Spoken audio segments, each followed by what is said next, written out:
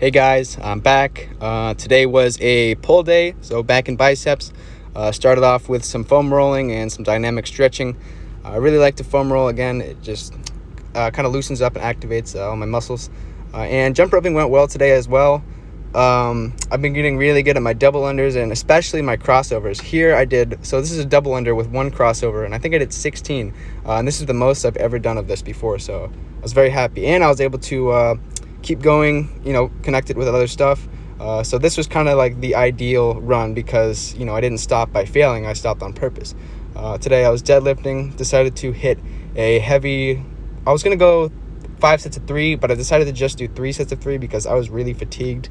But I actually did it at 365, which is a heavier weight. I haven't hit 3 reps for working sets on that before. So I wasn't necessarily going for this, but this is definitely the fastest 315 has ever moved for me. And my sumo is feeling pretty good, but I did notice that it really depends on my mobility. As some days when my hips feel tight, I can't really get my knees out as much, and I'm not as strong. So here's my first set of 3.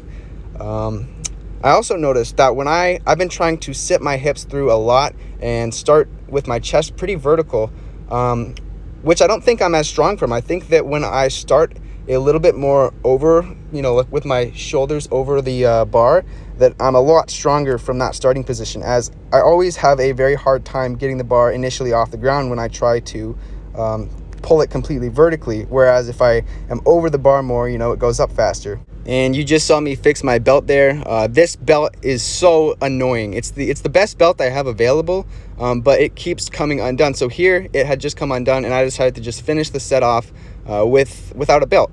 And this is super frustrating because I really feel like a belt is necessary. And so I switched over to the belt that I have. But the thing I don't like about this one is it's a lot smaller, and the surface area is it doesn't cover nearly as much of my back as I'd like it to. But it's better than nothing. So this was my last set. Moved slowly, but it moved. And here is 1 rep of conventional. I feel like this looked pretty good. I was really focusing on using my legs in this. I know it's really controversial on whether you should use leg drive in your sitting your hips back, but my hips rise really fast, so I'm kind of trying to counter that by practicing my conventional by sitting them and lifting up from there. After deadlifts, I worked 4 sets of 6 with military press, and then again, I have just recently implemented 3 new lat exercises from this guy I saw on TikTok, and it is great activation with these.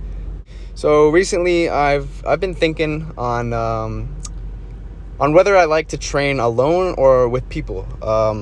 And there's definitely days where one I will enjoy more than the other. But for the most part, I really enjoy lifting by myself.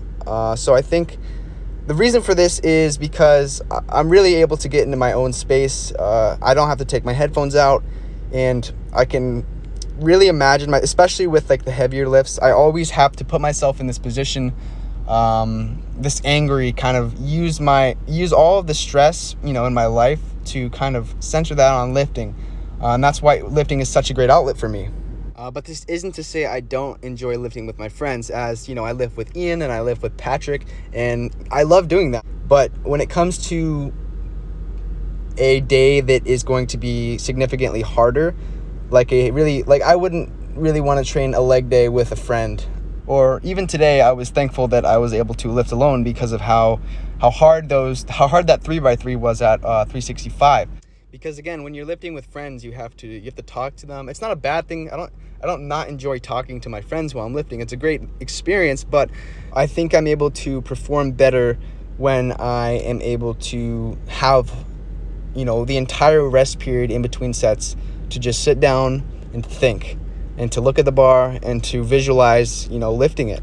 I think visualization is a very powerful thing. I will say that for the most part, I love maxing with people. I love maxing with, friends, because they're able to, it's very hype. They're able to kind of psych you up, and, it's nice when they can slap you on the back and kind of get you angry. One thing I've been wanting to look into is those, ammonia smelling salts that these powerlifters use. I see people, my age and even younger using them. and I wonder if there's any negative, health effects from that. But I want to look into using them for, maybe my heavier sets and possibly maxes, but I'll have to do some research on it. And again, I love lifting with friends. Case in point right here, I'm doing a burnout that Ian showed me the other day, and it's great. And I do want to keep lifting with friends, but I want to keep the frequency to around once or twice a week. And on the days that are, heavy pull days and heavy leg days, I will kind of have to be on my own. But I love you, Ian. I love you, Patrick.